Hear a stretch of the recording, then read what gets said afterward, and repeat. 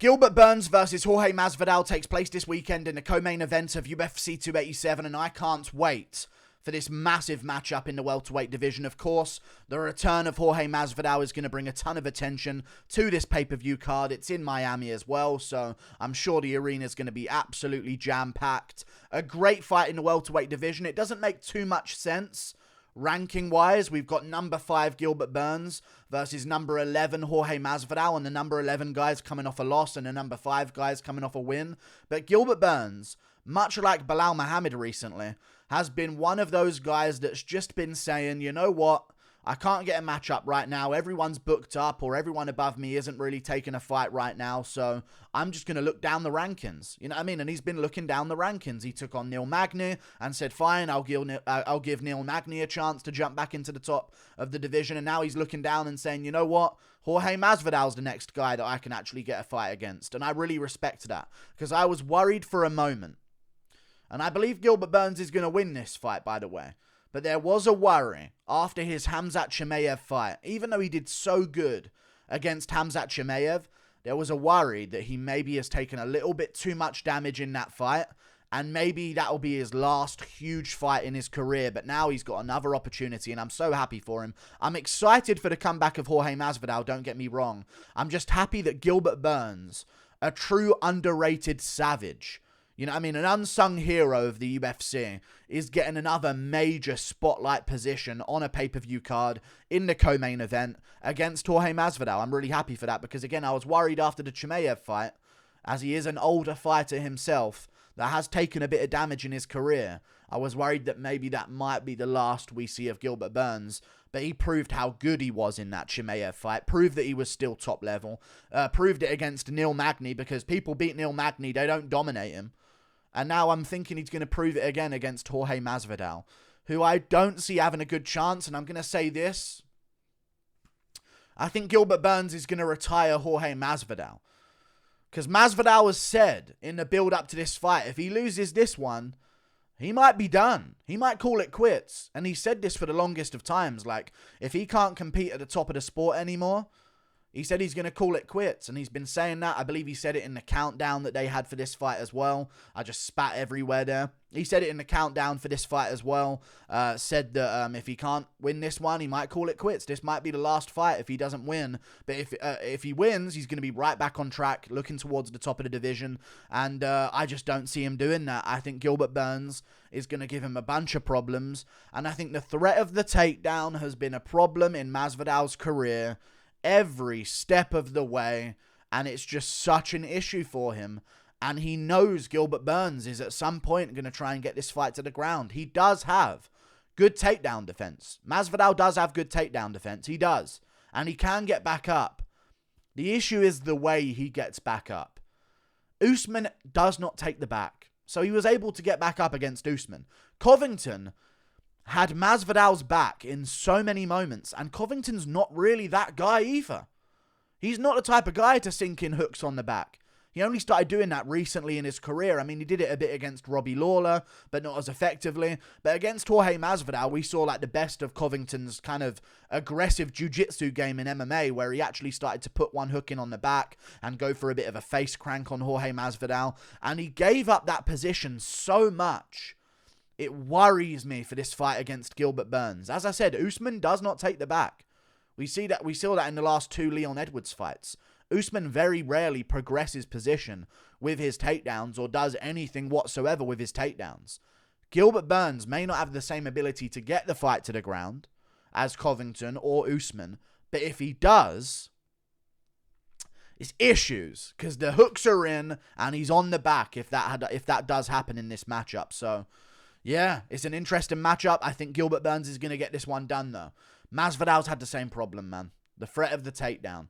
And I want to tell you a little bit about Masvidal's game that I've noticed watching back all of his recent fights that he's had. I don't like to look at anything too far beyond the Darren Till comeback fight, because it's like the new current era of Jorge Masvidal's career. Before that, he had a bunch of time off, so it's kind of hard to look at anything before that, but I will include some things from before that as well, like against Cerrone and Jake Ellenberger, and then way beyond that as well. This guy's been fighting for such a long time.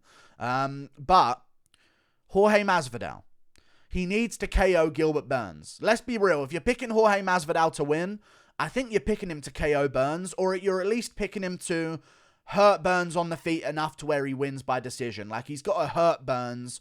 He's got to rock Burns, drop him in 2 individual rounds out of the 3 rounds that this fight is for. He's got to have that chance to win the fight. That's the main way you should be picking him to win. And I'm going to try and use what I've watched in his fights to say why I don't think he can do that. Because Masvidal, against strikers, he does go first with his hands quite a bit. And we saw that against Cerrone. We saw that against Darren Till eventually in the fight, after the first round, of course. Once he got through the first part of the first round and got dropped by Darren Till, he then started picking up with his striking and being a bit more aggressive and catching Darren Till with his hands. We just haven't seen it. Whenever he's taken on someone that has a bit of a grappling threat for him to worry about, he rarely goes first with the hands. In fact, when he's taking on someone who has a bit of a grappling threat, he kicks way more. He kicks to the body. He kicks to the legs at range as well. That's how he leads what he does on the feet when he's taking on someone who can take him down. He doesn't like to throw with the hands, because let's face it, that Darren Till punch, although it was an amazing punch, if Till had a takedown in his arsenal, that's a nice little takedown on an overextended Jorge Masvidal as he goes for that punch. Right in on the hips, straight to the canvas. And Masvidal knew that against a guy like Colby Covington. So he had to wait to hurt Colby when he was on the back foot. When Masvidal was on the back foot, he was waiting to catch Covington in an exchange and then drop him. And only then did he start trying to push forward a little bit. Even against Usman, he was playing on the outside trying to catch Usman. Other than that, he was just chopping at the legs of Kamaru Usman early on in that fight. And that's how Usman eventually KO'd him, because Masvidal wasn't taking the initiative. He wasn't leading the dance. And that's what I think he's going to run into here against Gilbert Burns. He doesn't lead with his hands much. He leads with kicks against people that are trying to take him down. And I don't even think Gilbert Burns is going to be pressuring him. I think Burns is going to be staying on the outside, trying to go leg kick for leg kick, and then trying to uncork that left hook anytime Masvidal overextends with anything, or trying to land that left hook when Masvidal goes for a kick of his own. Like if Masvidal goes for a kick on Gilbert Burns, boom, uncorks that left hook right on the chin of Masvidal, and I think he's going to drop him. I think Burns is going to drop Masvidal.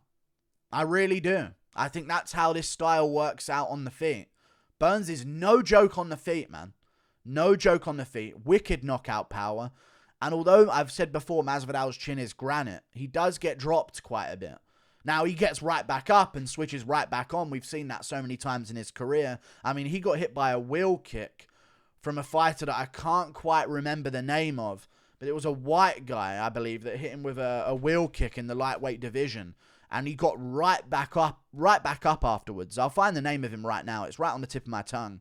I think it was Darren Cruikshank. That's who it was. Hit him with a wheel kick right on the jaw. Down goes Masvidal, and he pops right back up like, so what? I'm back in the fight. You know what I mean? He's got a really good regeneration power to his chin. But he can be dropped, and he does get dropped. I think he'll get dropped by Burns and then subbed. I do think that. Because you can get dropped by strikers like Till. He's not going to capitalize on the ground. You can get dropped by Cruikshank. He's not going to capitalize the same way as others will. Didn't he get hurt by Chiesa on the feet? I know I'm looking way back here, but I'm almost certain he got dropped by Chiesa, if I'm not mistaken.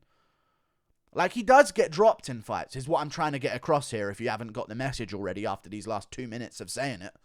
So I think that's where Burns is going to have his advantage. Masvidal will lead with kicks. He's not going to be able to overextend with his punches to get full power on them. Burns ain't going to go first, I don't think. He's going to be waiting for Masvidal to make a mistake and keeping Masvidal hesitant as much as he possibly can. And I think if Masvidal tries to go first with something, Burns is going to be waiting to either uncork that left hand, uncork a takedown, I guess, grab a leg, shoot for a takedown, go for a double leg, go for the throw that he went for against Neil Magny. And I think it's going to be a really frustrating matchup for Masvidal. I do. And I think he'll give up his back if he tries to get back up. And that's where Burns is going to win this. Either with an arm triangle, as Jorge Masvidal turns back to give up mount instead of his back, or a rear naked choke. I think Burns can get this done that way. I think he's hit a new stride in his career. The shape he's in. I know it's like weird to judge based on training, but man, when I see Jorge Masvidal footage in a build-up of the fight, and I know this is not much to go off of, but just another thing that makes me more confident in Gilbert Burns. He's driving around in his car, doing an interview. He's doing this. He's at his house, his nice villa and stuff like that. Burns is in the gym, and his conditioning workouts since the build-up of the Chimaev fight. Obviously, he must have been doing this earlier in his career as well, but the one he posted for the Chimaev fight was ridiculous. And then you see the same thing in the Magny one. And he looks in better shape. Even though he's got a bit older, he looks way more conditioned for a welterweight now. And, yeah, I just think he's going to get this one done. I think he's going to crack Masvidal on the chin at one point in round 1 or 2 and capitalize and choke him out at some point as well. Masvidal's 38 years of age, man. And he's been out for a long time, and Burns has been active. And that really does have value in this fight, where it's like whoever makes a mistake loses, right? Whoever gets that sudden momentum shift is going to really quickly start winning this fight, I think. Masvidal could catch Burns.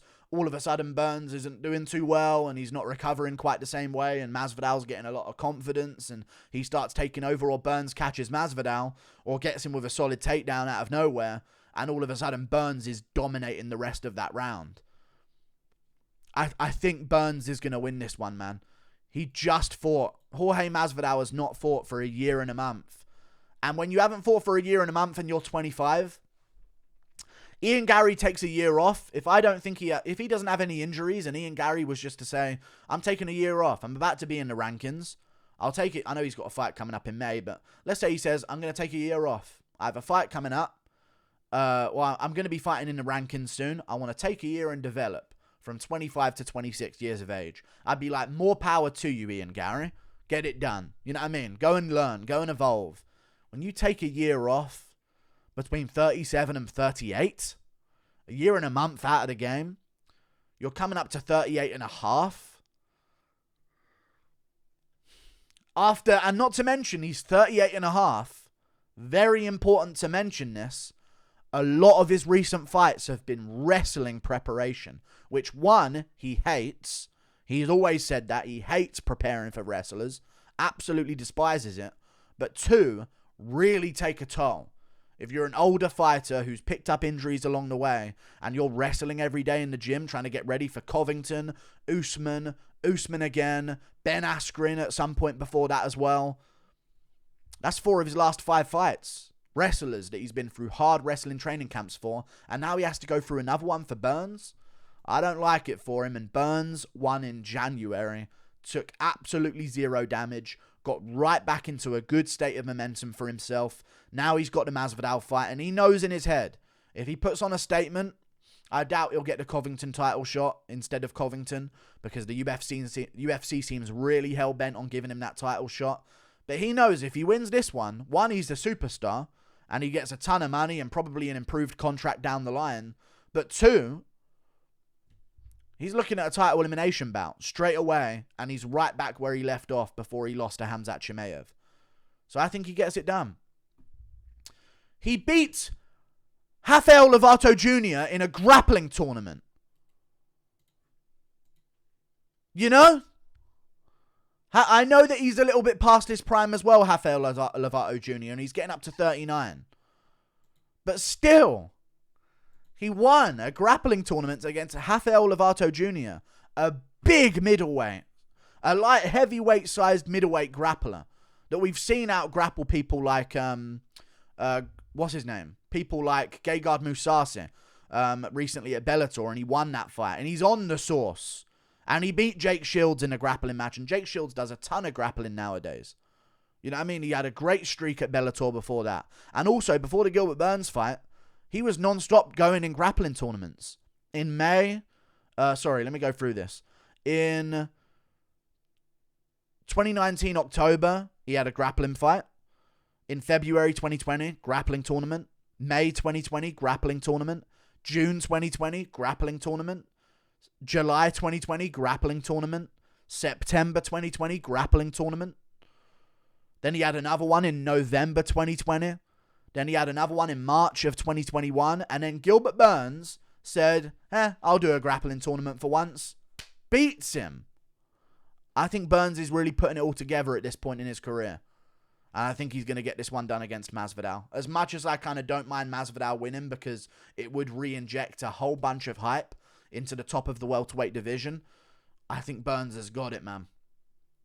I think Burns has got this one. I've done my research on this one as well. Do I think he should be a 5-1 favorite? No. Anyone can get caught, and it's Masvidal. He's not some bum. You know what I mean? As much as people have been calling him that recently.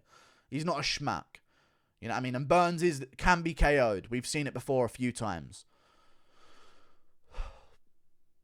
But Burns don't really get KO'd by... His problems are like jabs, I feel like, right? His problems are jabs. You don't take them well. Jabs, straight shots. I know Dan Hooker put him away with a left hook, but people forget that before that, it was a straight right hand that dropped Burns badly and a knee to the face that hurt Burns badly as well. The left hook at the end was just... what's it called? I can't remember the name of what it's called. It was just a courtesy. There's a better word for it. Someone will say it in the comments. It was just a courtesy. You know what I mean? That little left hook at the end that put him down. And Masvidal's not too great with a 1-2 and the jab. He has it, but his power is in his hooks. And he don't overextend with power shots with his punches against grapplers. He waits for them. Or he kicks. I got Gilbert Burns. Like and subscribe. Thank you for watching. Toodle Pip. I'll see you later. Goodbye.